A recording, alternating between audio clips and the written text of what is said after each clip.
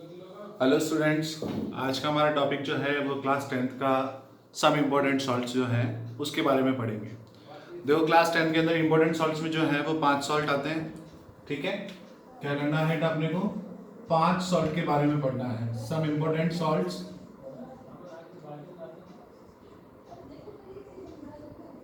तो 5 मतलब सिंपल 5 अपनी इम्पोर्टेंट सॉल्ट्स हैं।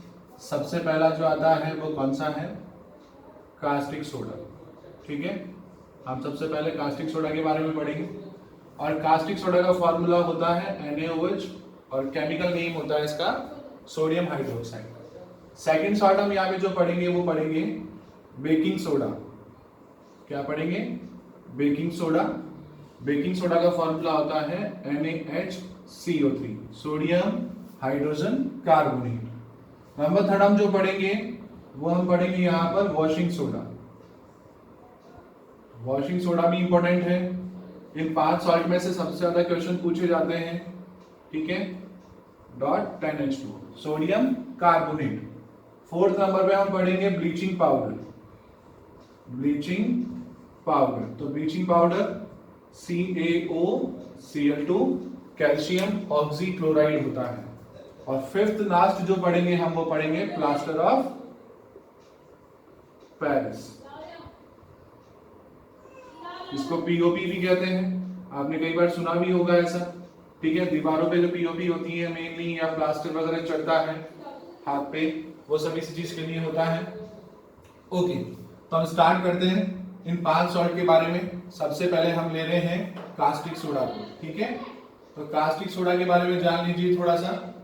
पहले तो कुछ जानने की जरूरत है, नॉर्मली बता देता हूं कि हम कहां पर देख सकते हैं कास्टिक सोडा को। मार्केट में इजीली अवेलेबल होता है। सॉप वगैरह जो बनती हैं वो कास्टिक सोडा से ही बनाई जाती हैं। पेपर जो मैन्युफैक्चरिंग की जाती है वो भी कास्टिक सोडा से की जाती हैं। ठीक है, बॉक्साइट एक हमारा और होता है, और हमारा एक तरीके से कह सकते हैं मिनरल होता है, और से हम मेटल को गेन कर सकते हैं।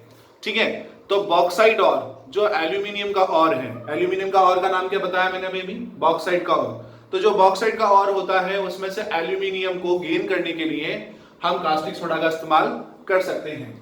प्रिपरेशन जानने से पहले मैं यहाँ पे एक अच्छी सी बात बताऊंगा। ठीक है, वो देखिएगा आप लोगों ने एक इलेक्ट्रोलाइसिस प्रोसेस के बारे में सुना होगा। इलेक्ट्रोलाइसिस प्रोसेस का मतलब जानते हैं आप, और आपने चैप्टर फर्स्ट में ही पढ़ा होगा इलेक्ट्रोलाइटिक डीकंपोजिशन।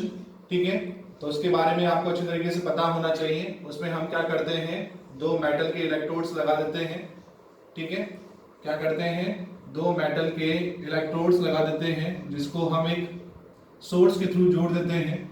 हमें पता है कि इलेक्ट्रिसिटी कहां से कहां फ्लो होती है, पॉजिटिव से नेगेटिव की तरफ फ्लो होती है। तो हमने एक टैंक लिया, उस टैंक में हमने 2 इलेक्ट्रोड्स लगाए। ठीक है, क्या किया, हमने 2 इलेक्ट्रोड्स लगा दिए, दोनों इलेक्ट्रोड्स मेटल के हैं, और फिर मैंने इसके अंदर ब्राइन सॉल्यूशन को फिल कर दिया। अब कुछ बच्चों के दिमाग में ये आ रहा होगा कि ब्राइन सॉल्यूशन किसको बोलते हैं, क्या होता है ब्राइन सॉल्यूशन? ठीक है, इलेक्ट्रोड्स क्या होते हैं? इलेक्ट्रोड मेटल के बने हुए होते हैं जिनके थ्रू इलेक्ट्रिसिटी हमें कंडक्ट करनी होती है। इसमें आप हमेशा एक बात ध्यान रखें कि हमारा जो नेगेटिव टर्मिनल होता है वो हमेशा होता है कैथोड, और हमारा जो पॉजिटिव टर्मिनल होता है वो हमेशा क्या होता है, एनोड। इस बात को आप हमेशा ध्यान रखें। इसमें हमने किस चीज का सॉल्यूशन फिल किया है? Brine solution. तो ब्राइन सॉल्यूशन किसको बोलते हैं? Salt plus water. किसका सॉल्यूशन होता है? Brine solution NaCl plus water का सॉल्यूशन जो होता है उसको ब्राइन सॉल्यूशन कहते हैं। जैसे ही मैं इलेक्ट्रिसिटी पास करता हूं तो कैथोड पे गैस प्रोड्यूस होती है, हाइड्रोजन गैस। ठीक है, नेगेटिव टर्मिनल पे हाइड्रोजन गैस प्रोड्यूस होती है, और एनोड के ऊपर जो गैस प्रोड्यूस होती है वो कौन सी होती है? क्लोरीन गैस प्रोड्यूस होती है। इन 2 गैस के प्रोड्यूस होने के बाद जो हमारे पास इसमें से जो बचेगा वो हमारे पास क्या रिमेनिंग में रह जाएगा? यहां पे हमारे पास रह जाएगा NaOH, कास्टिक सोडा। ठीक है, ये जितना भी प्रोसेस हम समझ रहे हैं या हम जितना भी प्रोसेस कर रहे हैं यहाँ पर, ठीक है, ये सारा का सारा प्रोसेस कहलाता है क्लोर एल्कलाई प्रोसेस। क्या कहा मैंने? ठीक है, बात को सुनिएगा, सिंपल सा है। क्या कहा मैंने अभी? क्लोर एल्कलाइन प्रोसेस। ठीक है, क्लोर एल्कलाइन प्रोसेस किसको कहेंगे? The process of electrolysis of the process of electrolysis of brine solution to get caustic soda or sodium hydroxide, that means, ठीक है, is called chlor alkaline process. Okay, इस बात का आप अच्छे तरीके से ध्यान रखें. और रिएक्शन देखो, ब्राइन सॉल्यूशन क्या होता है, NaCl प्लस वाटर, दोनों मिलके क्या बना हमारा, ब्राइन सॉल्यूशन बन गया. मैंने क्या किया, इसके अंदर इलेक्ट्रिसिटी को पास किया. ठीक है, इलेक्ट्रिसिटी पास करने पे क्या हुआ, NaOH बना, हाइड्रोजन गैस लिबरेट हो गई और क्लोरीन गैस बाहर आ गई. तो हमारी ये जो रिएक्शन है, ये कंप्लीट प्रोसेस जो होता है उसको हम क्या कहते हैं, क्लोर एल्कलाई प्रोसेस कहते हैं. ठीक है ना, इस बात का आप स्पेशली ध्यान रखें. आई होप सो अब आपको क्लियर हो रहा होगा. ठीक है, फिर भी अगर आपको कोई डाउट हो तो आप मुझसे पूछ सकते हैं.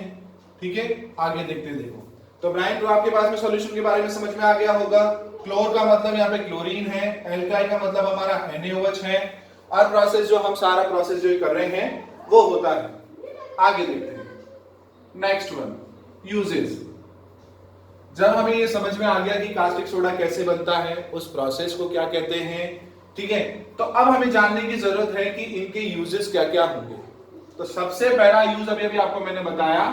ठीक है, manufacturing of shop and detergent. Shop और डिटर्जेंट बनाने के लिए इसका यूज करते हैं.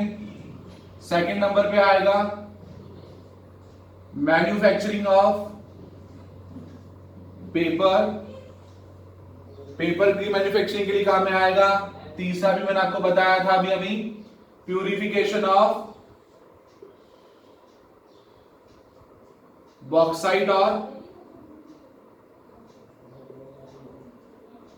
To get aluminium. एल्यूमिनियम को गेट करने के लिए हम क्या करते हैं, इसके अंदर प्यूरिफिकेशन करते हैं. ठीक है, एक बार फिर से समझें. कास्टिक सोडा NaOH होता है. ठीक है, हाइड्रोजन गैस कैथोड पे लिबरेट होती है जब हम इलेक्ट्रोलाइसिस करते हैं.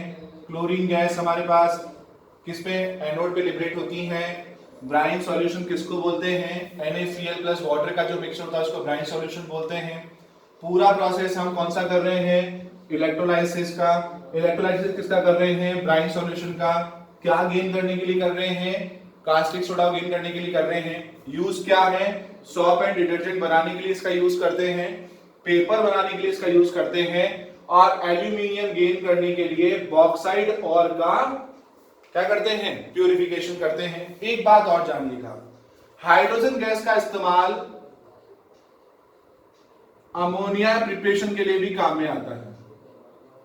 जो हमारे यहाँ पे प्रिपरेशन हुई है हाइड्रोजन की, तो उसकी अमोनिया की प्रिपरेशन करने के लिए काम में लूंगा, और जबकि इसका ब्लीचिंग एजेंट बनाने के लिए मैं क्लोरीन गैस का इस्तेमाल करूंगा. ये बात आपको अच्छी तरीके से ध्यान रखनी है बेटा. ठीक है, तो हमारा ये एक सॉल्ट है जो काफी इंपॉर्टेंट है. ठीक है, आगे बढ़ते हैं. देखो इसके अंदर